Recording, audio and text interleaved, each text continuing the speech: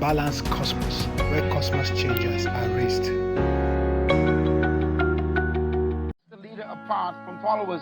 The leader always has to innovate because he doesn't know how to get where he's going the normal way.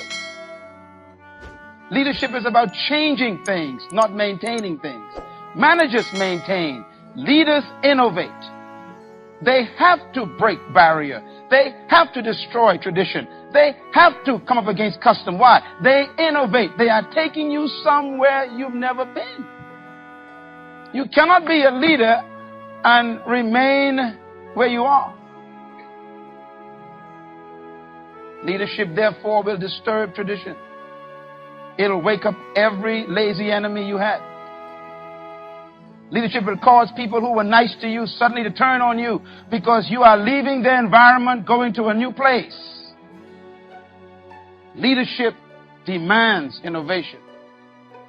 Leadership, therefore, demands that people misunderstand you because all they understand is what they understood. If you get my drift. And you're doing something they don't understand, write this down. Crisis is the incubator for creativity and innovation. Most of the times we don't innovate until we are about to die. The best time to grow is in the midst of crisis. Because crisis makes you think outside the box. Let me tell you what crisis is. Crisis is a phenomenon that disturbs your norm. It breaks up all your familiarity. It destroys everything you're used to. And that's why crisis is good for growth. I met a lady from New Orleans the other day. I was speaking in the U.S. last week, and she said,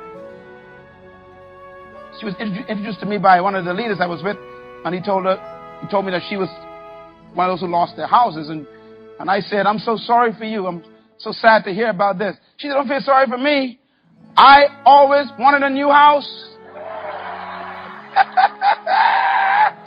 Woo!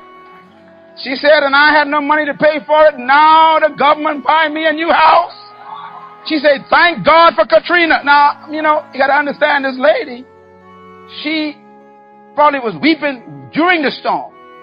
But now she is dancing after the storm. See, crisis can change your life for the better. When crime is growing, then it's telling you that your police department needs changing. Oh, I gave you a deep one just now. If drugs is increasing, that means your program for drug interdiction ain't working. See, crisis is good. It makes you innovate. I believe that the greatest spawning of new ideas was September 11. Matter of fact, 2 days after it took place, I started looking for a company that was going to build the machines that you walk through to check you out. Because I wanted to buy some shares right away. Because I knew this is big business. What you call trouble is big business. Crisis is the way we grow most of the time. Some of you didn't lose weight until the doctor says you're about to die. Come on, talk to me. I mean, you never believe you could stop eating macaroni and cheese until the doctor said, look, your cholesterol is about to kill you. All of a sudden, you hate macaroni and cheese. Crisis can change your life. So don't despair when there are problems. That's the time to start thinking, dreaming. The essence of leadership is innovation because vision demands it. Can I suggest to you that the spirit of innovation is the spirit of true leadership? Because true leaders are always manifested in an innovative attitude.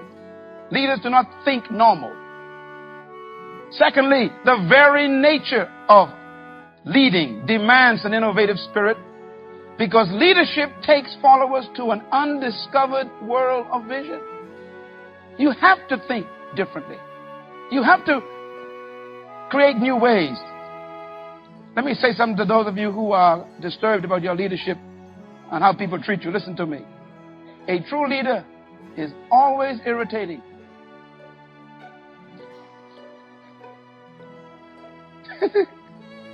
Because a true leader will always do things you don't understand. And most of the time, they don't either. Clap. That's a good place to clap. They don't know what they do. They know where they want to go, but they're not quite sure how to get there. So they start moving.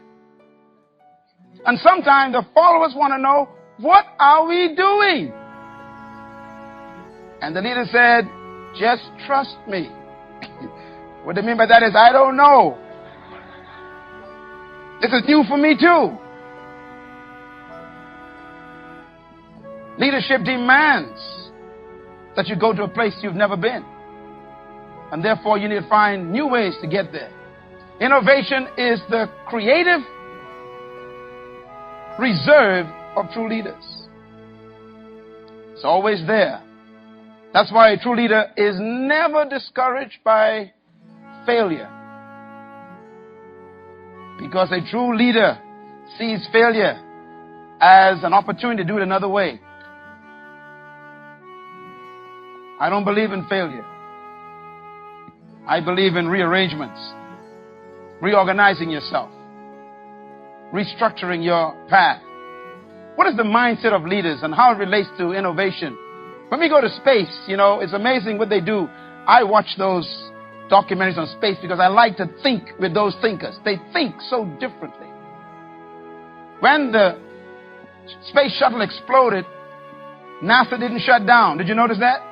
Hello. They didn't say, forget this, it ain't working, lock up shop, sell the property, and go back to Washington. They didn't. Matter of fact, they still sending people. Why? Because every mistake is a classroom. It sends you back to the drawing board. It makes you think again in ways you never thought before. The reason why we fail is because we didn't cover all the bases first. And so it sends us back to rethink our thinking. It causes innovation. Write this down. True leaders learn from their experiences, but they never live in them. My father's here tonight. Hi, Dad. It's my dad over there. Hi, Dad. My father and mother, that's my papa, yeah. Hi, Dad. My father and mother taught us something years ago. I don't believe it anymore, Dad. But they taught us as kids. They said, experience is the best teacher. It sounds good, but it may not be true. Because experience could be the greatest prison.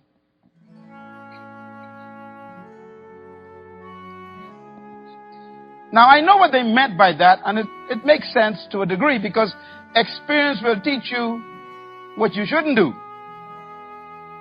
But you see, if you live in your experiences, you'll never move to your possibilities. That's why when you talk to a true leader and you start bringing up the past, he leaves your presence. I'm going to say this again. This is very important. When you're talking to a true leader and you start telling him what you did 10 years ago and how it worked 20 years ago, he's gone.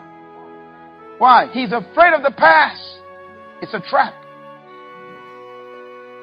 Leaders don't live in history. They make history.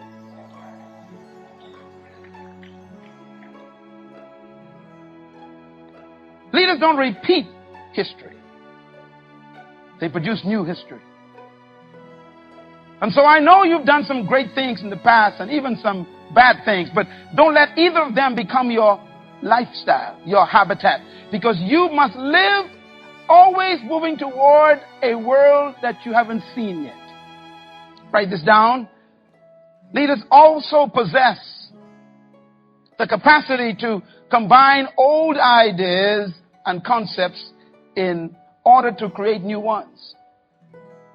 I had a thought when I saw President Bush running into problems after Rita. I was sitting there with a thought because I realized that the government couldn't handle it.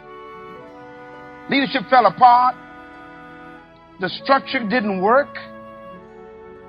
what could he do?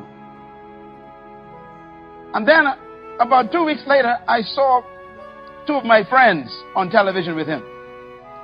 He was standing in the middle of a church building. And my friend, Larry Stockstill, he and I worked together at Oral Roberts University, it was in his church that President Bush was standing. And on his right was T.D. Jakes. And on his right was another pastor.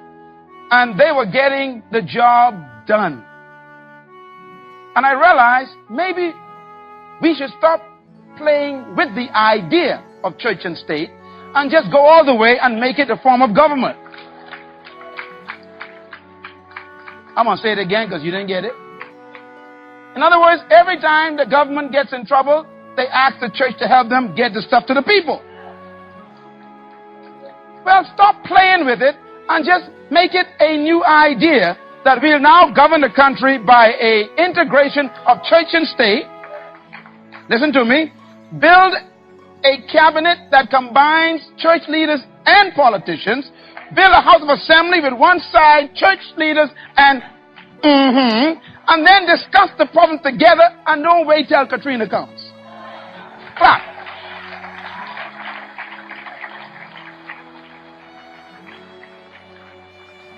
You know why you ain't clapping? Because you're living in the past.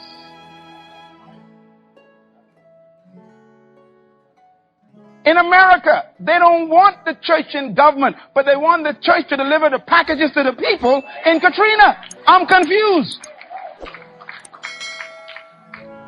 Hey, boys, innovation. Let me tell you something. Our constitutions are not smarter than us.